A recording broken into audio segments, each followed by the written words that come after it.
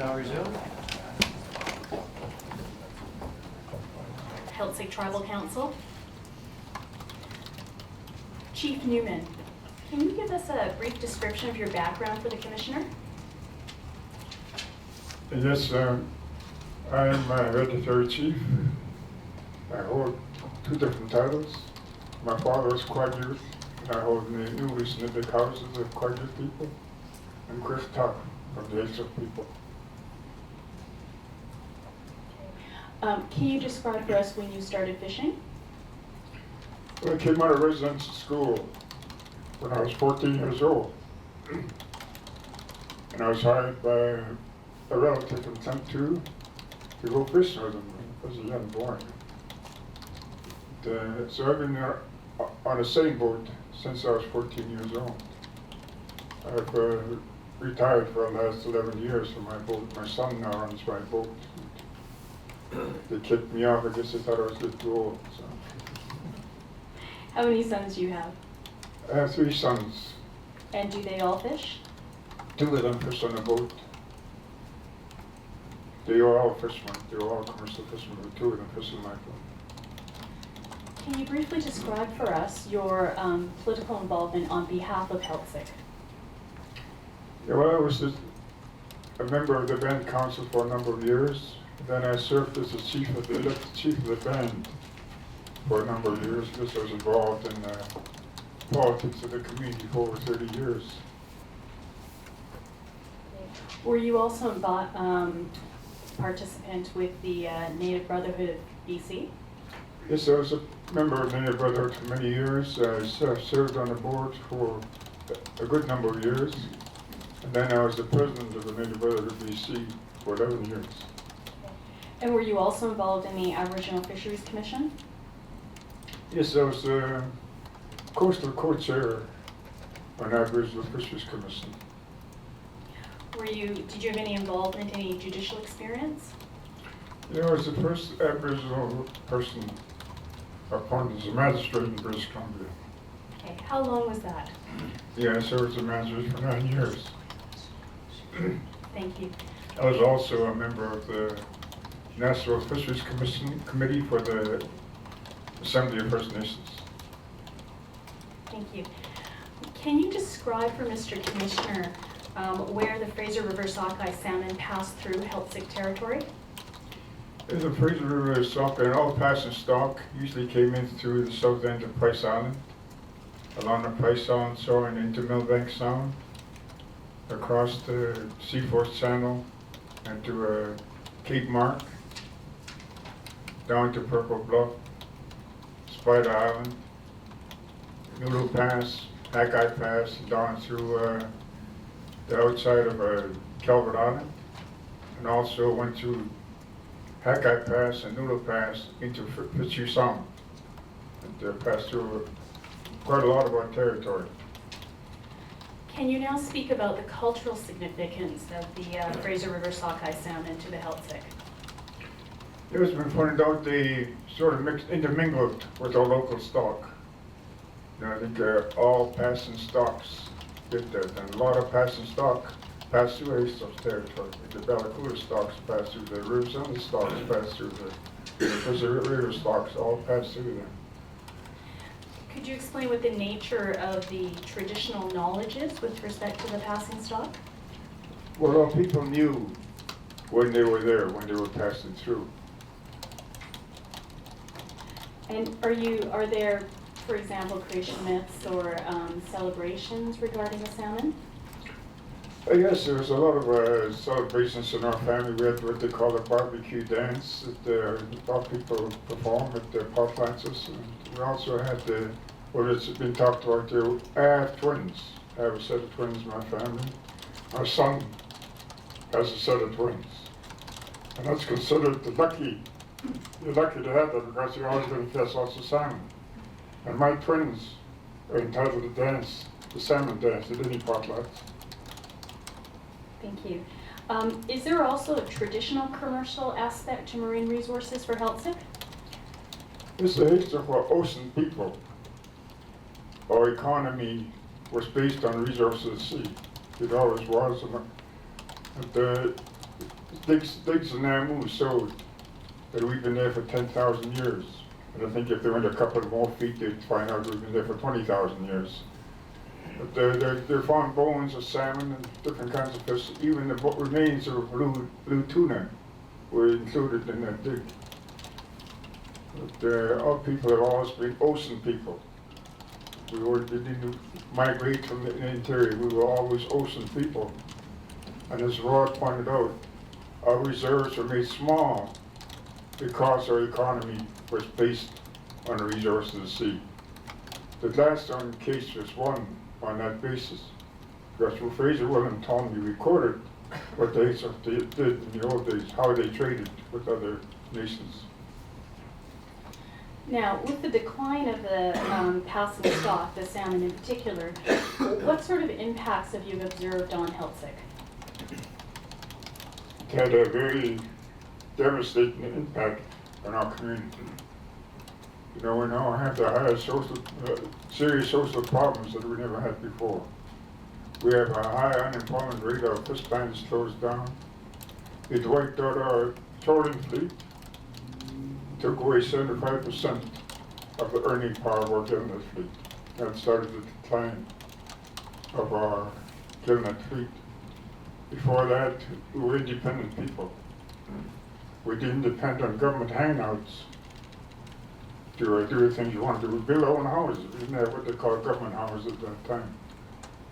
After they closed the milk bank and created the problems and the loss of and mismanaged our stocks in our local area, our people become totally dependent people. We became totally dependent on the government to do things for us. It was devastating for our community. We had the highest suicide rate. Indian communities on the coast have a very high suicide rate amongst the young people because of that. And also created the epidemic in the sugar diabetes for our people. We now have a high rate of cancer, heart problems, strokes among young people. And we attribute it to the loss of our economic opportunities in the fishery and loss of our food that we get from the sea. Joint management or co-management. In your view currently, does joint management, and I'll use that term joint management instead, of the Fraser River sockeye salmon or the marine resources, does that exist with DFO? No, such thing as we do have what they call the co-management. But that issue has been on the table of the HSA for many years. Even before we agreed to an AFS agreement, the request for the joint management, or we want to take over the total management of our fishery. And we put that to the government and we went after AFS. And at that time, the government agreed that enforcement would be included in our co-management deal. But they withdrew that, and they withdrew the funding that was going to come with it, because the Civil Service Alliance of Canada was opposed to it. They felt it was a threat to the members of the Department of Fisheries and Ocean, and DFO withdrew it. In your view, what does joint management mean in terms of enforcement powers? Like, how can you give that meaning? I was just looking at a copy of the wild salmon policy sitting on that table right there. I was co-chairman of the Aboriginal Fisheries Commission when the Department of Fisheries and Oceans wanted to go on what they called the multi-purpose tour. And they asked the members of the BC Aboriginal Fisheries Commission board if they could accomplish them, and then we did. But what they wanted to push was the wild salmon policy. They already had it in print. But when people heard that, every Indian community wanted, we heard the same thing. The Aboriginal people want to be totally involved in the rebuilding of the resources, totally involved in the rebuilding of the habitat, and totally involved in the management of the resources. Mm-hmm. And so with enforcement, what would totally involved mean for Heltzig? The right to control openings and closures, who comes in to fish it. Because right now when they closed Millbank, it became a sports fishing area. We have thousands of sports fishermen coming every year. Our little airstrip looks like Vancouver International in the summertime, with all the sports fishermen that come in there. And we can't go fishing. We fished for one day a season for the last 2 seasons. How can people survive on that? And yet we stood on the beach and watched these carpetbaggers taking boxes of fish out of our territory. And we get nothing out of it. We don't even spend any money in our community. So to me, that's not right. You know, when you take away people's economic opportunities, that's not right. So in your view, again, like what does joint management mean in terms of an appropriate FSC management? Well, the system that's in place today, where the sports are allowed to run uncontrolled in our territory, it's an infringement on our title and rights to the food fishery. Millbank was the breadbasket of the Haitian people. Today it's hard for us to go out and because we don't just depend on the silage, we pointed out here already. We depend on the halibut, the cod, and clams, and everything else that's in that ocean for our food. We live in a very high cost area, and we put a higher value on the food fishing than the commercial fishery, because it takes care of our people all year round. So when you say you put a high value on your food, social, and ceremonial fishery, do you also manage its conservation voluntarily? Yes, there have been times when we've been forced to close certain areas in our territory to the food fisheries in order to try to rebuild the stocks. And we've stopped other. We used to allow people to come and harvest a roe herring roe in our territory. Mm-hmm. We've also asked people to stop so we could conserve there when the herring started to decline. We're asked to be part of trying to rebuild abalone. The Department of Fisheries and Oceans, in their wisdom, created 20 commercial licensed abalone licenses that were given to 20 white people. They totally wiped out the abalone in our territory. We've been trying to rebuild that stock. We were asked if we would voluntarily stop taking abalone in the food fishery, and we agreed to do that, to help try to rebuild that. We haven't been able to take abalone in the food fishery for over 30 years now. And yet we have the highest, they're one of the biggest poaching operations going on in our territory on abalone. And there's no enforcement out there. So we want to be able to put a joint total management in place to look after the commercial part of it, but to also protect the resources for the benefit of the people. We live there. We've been there for 10,000 years. We're not going to go anywhere. When the Transnovac ran out of logs, they abandoned ocean farms. The people left. They left us with a mess. But we're not going to leave. We're going to live there. And it's important for the Haitian people that they protect and rebuild the resources that we have. And that's not happening under the system. Mr. Lund, if you could assist us, the June 7th, 2010 notice.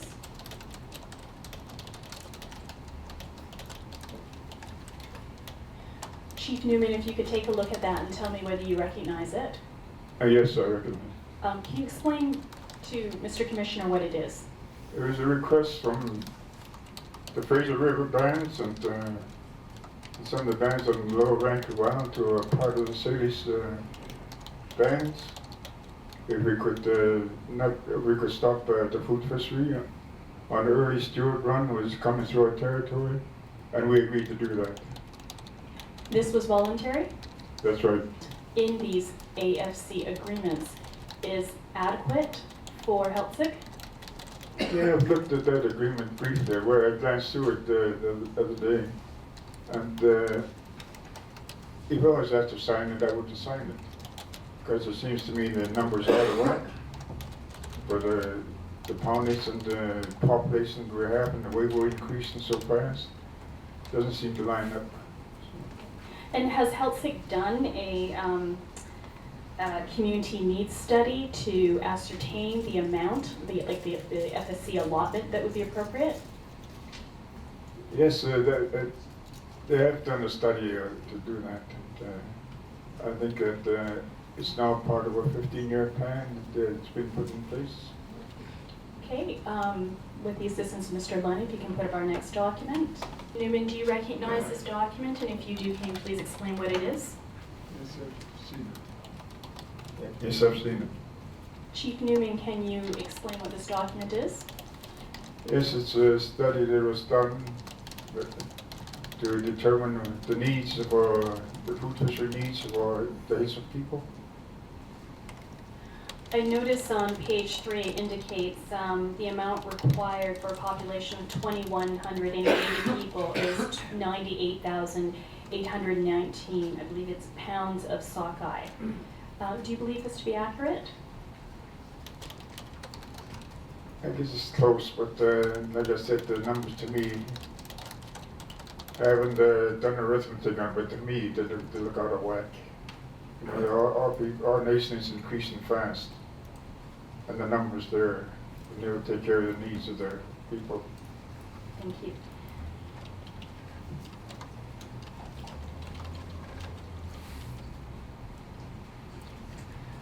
When you talk about the needs of your people, are you also speaking of urban members and what that means?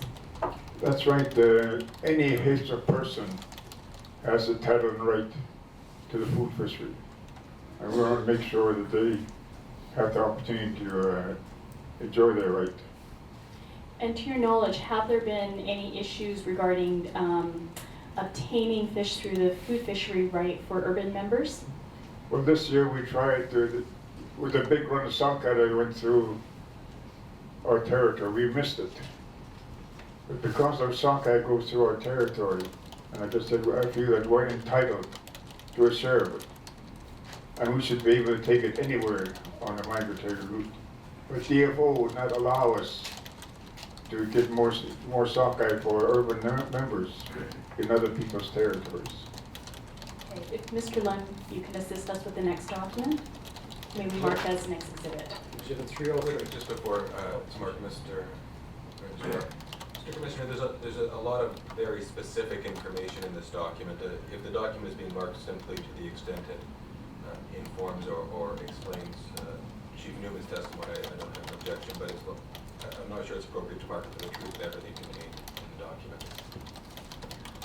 We're satisfied to mark it for identification or for the limit expressed by Mr. McGowan, as we will hopefully be able to call other witnesses through Commission Council later on in the proceeding. Very well. So we'll mark it as an exhibit on the understanding that Council has reached with Mr. McGowan. And the next document, please. Again, Chief Newman, if you could take a look at this document and tell me whether you recognize it, and if you do, can you explain what it is? Yeah, it's an agreement that was developed by the Department of Fisheries and Oceans. Between the HSOC and the Department of Fisheries and Oceans. Oh, I think perhaps it says Aquatic Department, I think, Dutil, Celtic for News, it's a newsletter. Oh yeah, I see that, yes. The duty, yeah. Could you take a look at it and tell me whether you recognize it and what it is? Yes, I recognize it. Okay, and what is the newsletter about?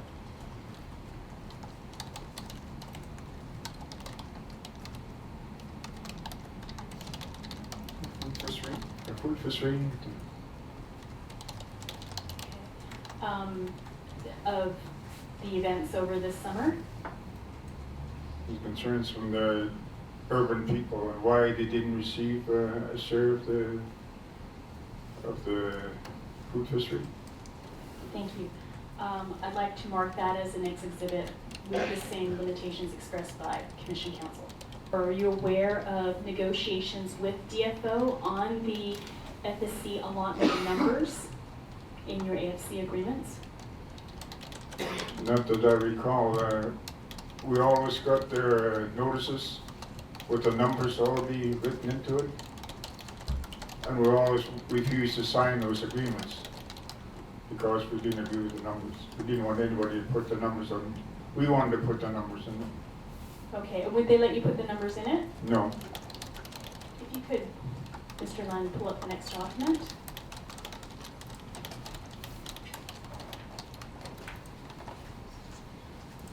Okay, the next document is the Comprehensive Fisheries Agreement signed on December 9th, 2009.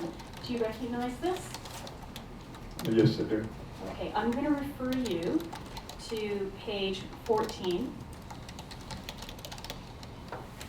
Okay, and page 14 reads Schedule B1, Food, Social, and Ceremonial Fishery. Do you see that, Chief Newman? Yes, I was looking at this last night, and I thought if I didn't do it, that I would have never signed this agreement. Okay, I'm going to flip over. My question is with respect to a paragraph at page 15, paragraph 4, sub B. Okay. Now, the second sentence of that paragraph reads, in the event that the HTC identifies an increase in the food, social, and ceremonial needs of its members during the fishing season, the parties will review the quantities specified in the communal license issued to the HTC, and if agreed by the parties, DFO will amend the communal license. Are you aware of any circumstance where the communal license was amended to increase the number of the FSC allotment? No, I don't recall any of our allocations being increased. But you know, every time there's a change in the amount of quota that the commercial fishermen get and the sports fishermen receive, and this happened in halibut with the Kelleher proposal. The halibut fishermen, the sports fishermen wanted an increase in their allocation. So Kelleher was asked by the government to negotiate a deal between the two of them. But they excluded the Indian people. We weren't even a part of that. We weren't consulted what happened to that agreement and how it came about. Now today the sports fishermen want 40% of the total halibut allocation. Again, nobody's come to ask us about what we think about it. And if we had what we call total management of our resources, we'd be able to control that. Okay, but staying with the FSC fishery, let me ask you a question about that next sentence that follows. The quantities of fish reflected in the communal licenses are subject to consultation each year, at which time the needs of the members of the HTC and conservation requirements will be reviewed by the parties. Do you have any knowledge of any consultation with DFO on this? I can only speak for the time I was involved in the band business. There was never any consultation. We were always told, this is it, you signed it, or... Thank you. Document marked as the next exhibit, and I'd be satisfied with the same limitations as expressed by Commission Counsel. Exhibit 305. Now, coming back to joint management and what that, the aspects of what that might mean, can you tell us whether that would include not just the marine resources, but the inland like rivers and stream resources, in your view? You mean the salmon streams and the inland? That's correct. Yes, it would include all of our territory. In our territory, we have over 200 salmon streams. And because of the problems in the Fraser and the Skeena River, less than 20% of the funding the DFO gets to look after streams is spent between Vancouver Island and the Skeena River. The 200 streams in the Central Coast have been totally abandoned. The Department of Fisheries and Oceans doesn't seem to care whether they produce salmon anymore or not. What would the restoration of these streams matter to the passing stock? Well, it would, we wouldn't concentrate on the passing stock so much. You know, when you neglect the streams in our territory, you're forcing a dependency on the Fraser River and the Skeena River. Mr. Lund, if you can assist us with the last document. We've also passed this out to council because I recognize it's a lot of detail and it might be hard to see. Chief Newman, if you could take a look at this and tell me if you recognize this document and what it is, what it depicts. That marks all the salmon streams in our Oh, territory. sir, can you speak into the mic? I'm sorry. This is a map showing the location of all the fish-bearing streams in our territory, Okay. the salmon-bearing streams. And do all of them bear salmon currently? No, they don't. A lot of them don't produce anymore because of bad logging practices we have in our territory. And do you know if there are restoration activities going on with these salmon streams? We attempted on our own to try to do that. Some of the things I see on that agreement they want to sign is that we walk the streams, that they try to keep them clear. But we were told not to do that, not to interfere with it. Do you have any comments about how fishing licenses ought to be? Yes, I have some concerns about the way pig feed is being put into practice. I was at the press conference. I was invited by the Minister of Fisheries and Minister Oceans to Indian Affairs to be there. And what I heard them present jointly was something altogether different than what we see being put in place today. We were told by the Department of Fisheries and Oceans that their mandate is to make everything communal. An Aboriginal person will not have the opportunity to be a private owner anymore, according to their process. And to me, that's not right. The communal system has not worked. The process through the AFS has not worked. It has not created any economic opportunities for the band members who are supposed to be using them. A lot of those licenses are being leased to non-Indian people. And the government does have some concerns about that, because I saw some documents from the Standing Committee on Fisheries and Oceans questioning why that's happening. So it's not doing what it's supposed to do, it's doing the opposite. The pig feed was supposed to create economic opportunities for Aboriginal people. It hasn't done that. It's been changed so it's creating economic opportunities for the non-Indian people. Is it the case that you say ownership, individual owned licenses are better than the communal system currently in place? That is, speak out with one voice for the Aboriginal people. The first one, Indian Allied Tribes, went to Ottawa. As a result of that trip to Ottawa, the government put a law in place that made it illegal for Indian people to meet, to talk about the issues. The three people got together and talked, that was called an illegal congregation. So a Native brother was born under the umbrella of the church to try to form another organization to fight with the unified voice. Again, that didn't work. We broke apart. And the Native Brother BC became a coastal organization. Then we formed the Union BC Indian Chiefs. Again, to speak with one voice on a land question. Again, that broke apart. And the one issue that always broke us apart was the fishery. Because the coastal people have a lot to talk about when we talk about fish. The ocean is full of wealth. And Aboriginal people want to share that wealth. The river systems, all they talk about is salmon. And we've tried different ways to try to put something together to speak on behalf of all Aboriginal people. The BC Aboriginal Fisheries Commission was put in place to do that. It didn't work.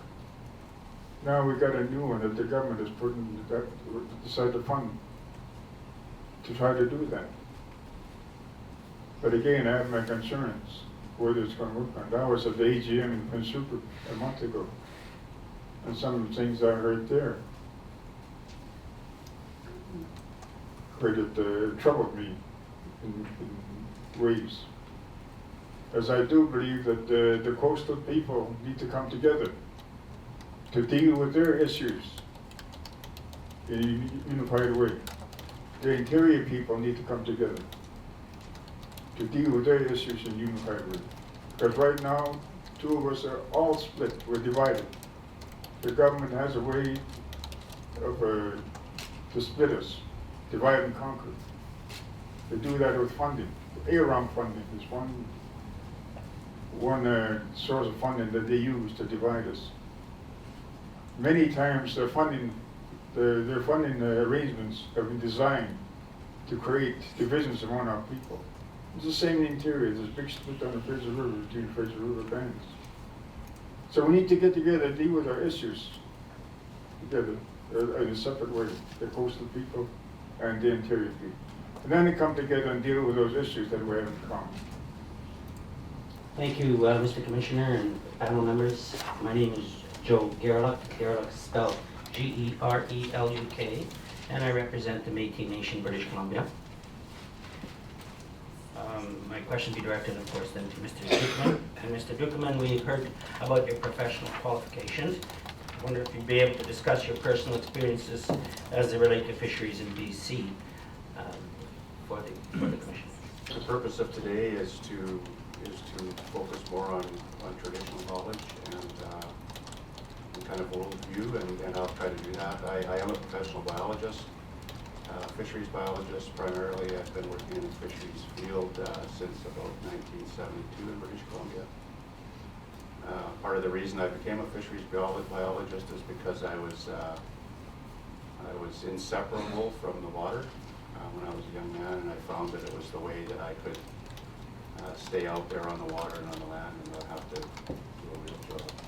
But I'm also a traditional knowledge holder, and my traditional knowledge comes in a little bit different way, I think, than some of the other panelists, and that is that within the Métis world, particularly in the fishing business, our old-time commercial fishermen are disappearing. I think that's probably true within all commercial fishery sectors.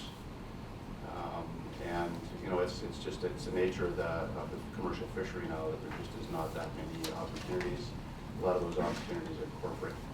But one of the things that I've done over the last number of years, just out of interest more than anything, is I've actually interviewed a lot of our old commercial fishermen and our old fisheries families, and also talked to people along the coast and along the major river systems from our communities about their activities around traditional harvesting, including fish. So so as I interview them, their traditional knowledge becomes mine. But it's a little bit different process than being, you know, raised in a commercial fishing family, which I wasn't. So I'll speak primarily on kind of that traditional aspect. Your experience included working as an Aboriginal fisheries advisor for the Caribou Tribal Council. That's correct. For a number of years, I managed the Aboriginal fisheries in the Mid-Fraser for the Northern Shuswap. And your current position with the Métis Nation, British Columbia is? I'm the Director of Natural Resources, so I'm responsible for all the natural resource activities related to our 35 communities. And perhaps we can just have a brief review of the Métis Nation structure as it is in British Columbia relative to where the Métis population is dispersed in British Columbia in accordance with your studies with the UBC. Okay, Métis Nation BC represents 35 chartered, we call chartered communities, so they've signed an affiliation agreement with the provincial organization. They're distributed throughout British Columbia. There's somewhere around 10 or 12 within the Fraser watershed and between essentially on the east coast of Vancouver Island, so those would be the ones that are certainly more interested in Fraser sockeye. All of our communities have ballot box elected presidents. We also have ballot box elected regional and provincial officials. There's 11, including a women's and a youth representative. So that process allows us to, to discuss issues, concerns, activities with Métis across the province. According to the 2006 census, there was just under 60,000 self-identifying Métis in British Columbia. And we also have a process to identify POWLI compliance. So according to the POWLI decision in the Supreme Court, there's actually a definition of who a Métis is. So we have a process to do that.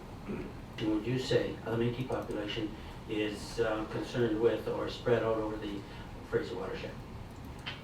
I would guess that there's probably in the low tens of thousands of Métis who are involved in communities within the Fraser River or along the east coast eventually. And one more item with respect to the Métis Nation governance structure. For presidents plus our 11 ballot block provincial representatives have to pass it. And our second reading is at the AGM where all of our citizens have an opportunity to vote on it. And the Natural Resource Act passed at both those stages unanimously. And the act itself is concerned with conservation, is that correct? Its conservation is definitely one of the big focuses of that act, but also access to resources is another.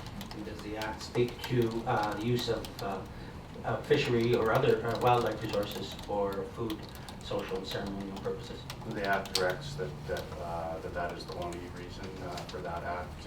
We didn't specifically actually prohibits commercial activities, and that's not to say that there may not in the future be commercial activities approved, but there would be a different legislative process to do that. All right, now the historical perspective of Métis, from the historical perspective of Métis in British Columbia, can you describe what was the Métis relationship with the fishery in British Columbia? Well, Métis people first came in the fur trade era to BC. We know just from some of the reading between the lines of those documents that Métis people were here before that. But there is one of the projects that I'm involved with the University of BC is collecting historic documents from the fur trade era. We have over 20,000 documents now, and some of those documents speak fairly early on to commercial fishing activities, not specifically to the fact that they were Métis, but we also know that the workers in the fur trade during the early 1800s were primarily Métis people. And how would you describe the relationship of the Métis people from a scientific viewpoint or a traditional viewpoint? Is there a explanation for the Métis' view of the fishery from those two perspectives? Mixed race people, we tend to pull the best we can from each of our European primarily and First Nations roots. And one of the things that's actually reflected in our Natural Resource Act quite strongly is that we try to balance traditional knowledge with what we call Western-based science. And it's actually written into our process that we have to look at traditional knowledge in any decisions that we make related to natural resource management. The Métis having legal rights or not to fish, and as a result, has there been a change in the manner in which Métis people fish in British Columbia? Well, Métis, up till my understanding from interviews I've done and my own personal observations, even in the 1970s, was that we tended to fish more openly up until about the last 20 or 30 years, when kind of the crunch came and people all of a sudden were paying attention to missing fish, and Métis became more. I've got a pretty strong word for the way DFO treats us, but we were forced underground essentially. Métis fishing was in a lot of ways not unlike some of the First Nations fishing, where it was a social, communal activity, and now it's really an individual kind of an activity. In most cases, in some cases, because we're related by family. In First Nations, in some cases, Métis fish under First Nations rights, essentially. Métis, and it's a familial relationship, is that what you're saying? In a lot of cases it is, because Métis families have been over 200 years in this province, and because in the early 70 or 80 years of that, there was no European women. There was a lot of intermarriage between Métis Métis men primarily, and First Nations women. And we see those families, and my family is a perfect example. I have lots of relatives on reserves in the interior BC who are status Indians, but who carry essentially the same Métis bloodline as myself. As far as to your knowledge, been included in any federal or provincial policy programs concerning the salmon fishery in British Columbia? No. Has there been any effort by the Métis to become involved with the salmon fishery in British Columbia? There's been effort to become involved in discussions around the management of salmon, and there's also been efforts to identify opportunities for Métis fishing. And the results of those efforts? Essentially, no response.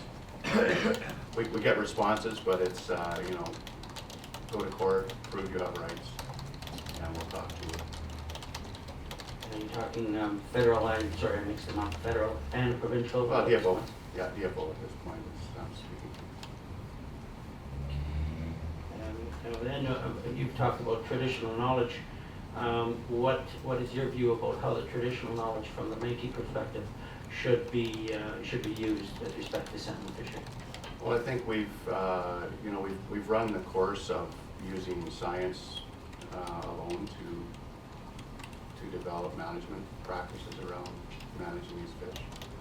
And I think that one of the things that we've missed, and certainly I've heard that from other panelists this morning, is that there has been no consideration of traditional knowledge in the mix. I think that number one, there's value to some traditional knowledge, but number two, and I spoke to it in my statement, was that the real value is engaging Aboriginal people, and we believe that Métis have something to contribute to the management of salmon along the Fraser, and one of the things that might be is that we have interests along the entire migration route of those fish, and so we have a different kind of a view than some First Nations who kind of have a piece along the route where they have interests. And you, in your statement, or your written statement, also talked about a merging of scientific and traditional knowledge. Can you expand on that? Well, that was my science-based background, but we understand. I think Aboriginal people understand that fish, not only just being part of the ecosystem they belong to, they're a key part, salmon in particular, and that the ecology of any area where they exist, it really depends on them. So everything that walks, swims, or flies is going to eat a salmon at some time in its life, it seems like, in British Columbia. And beyond that, the plants and the trees as well really require the nutrients when they come back from the sea. And one of the things that I think DFO is known for a long time because they've actually artificially added nutrients to sockeye lakes for quite a number of years. But I think that's one place where traditional knowledge and science are starting to agree that, yeah, we actually need more fish into these watersheds in order to maintain that cycle. And would you be able to evaluate, or could you evaluate the value of sockeye as a food fish as compared to other salmon as food fish? Well, I think Métis consider it to be high, possibly the highest, and I think that goes back traditionally that sockeye pound for pound. If you were going to subsist on salmon, you would probably want sockeye because of the oil content and the fact that it's high calorie. But that doesn't mean that other species weren't used. Métis is part of some government of Canada initiatives, and in particular to endangered species. Can you talk a little bit about that? Well, under the Species at Risk Act, there is a traditional knowledge component, and it's one of the examples that I used where DFO might want to look, and that is that there's actually two aspects there where Aboriginal traditional knowledge is incorporated. One is in a Aboriginal traditional knowledge subcommittee, which advises essentially scientists about technical issues. And the other is in what's called the NACOSAR, which actually advises the minister on traditional knowledge issues related to species at risk. So there is some processes out there in other jurisdictions where traditional mortgages Have you sat on, you personally sat on those? I sit on the NACOSAR board on behalf of Métis.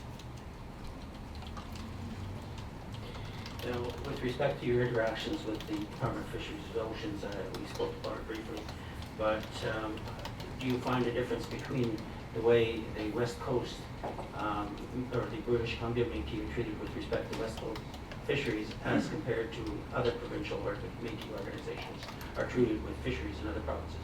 Well, it's our understanding that Métis organizations in other provinces have agreements with the Department of Fisheries and other areas.